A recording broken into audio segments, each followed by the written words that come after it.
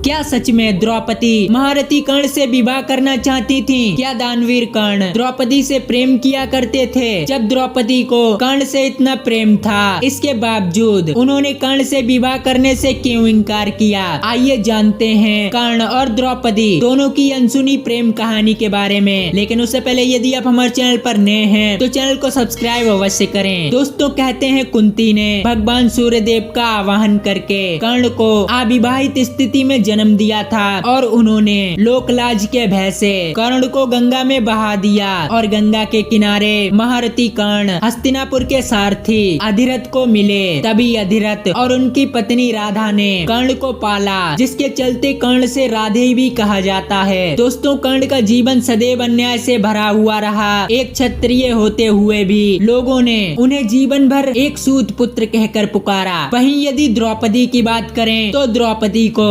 पांच पतियों का सौभाग्य मिलने के बाद भी उनके 5 पति द्रौपदी के आत्मसम्मान की रक्षा नहीं कर पाए थे। इस तरह द्रौपदी और महारथी कर्ण दोनों का जीवन बहुत दुख भरा है। कहते हैं द्रौपदी कर्ण से बहुत प्रेम किया करती थीं। जब एक बार राजा द्रुपद ने द्रौपदी स्वयंवर में सभी राजाओं को निमंत्रित किया, उसमें महारथी कर्ण भी आए थे। उनके साथ पितामह भीष्म भी थे और वहीं द्रुपद पितामह भीष्म के खिलाफ थे, क्योंकि द्रुपद ने प्रतिज्ञा ली थी कि उसकी दूसरी पुत्री के हाथों पितामह भीष्म का वध होगा। द्रौपदी को उनके पिता राजा द्रुपद ने भीष्म से प्रतिशोध लेने की प्रतिज्ञा के बारे में बहुत पहले ही बता दिया था। साथ ही द्रौपदी ये भी जान चुकी थी कि कर्ण एक सूत पुत्र है और यदि उसका विवाह कर्ण से होता है तो वो जीवन भर एक दास की पत्नी के रूप में पहचानी जाएगी। उसने सोचा कि कर्ण से विवाह करने के बाद अपने पिता की प्रतिज्ञा को पूरा करने में वो सहयोग नहीं कर पाएगी।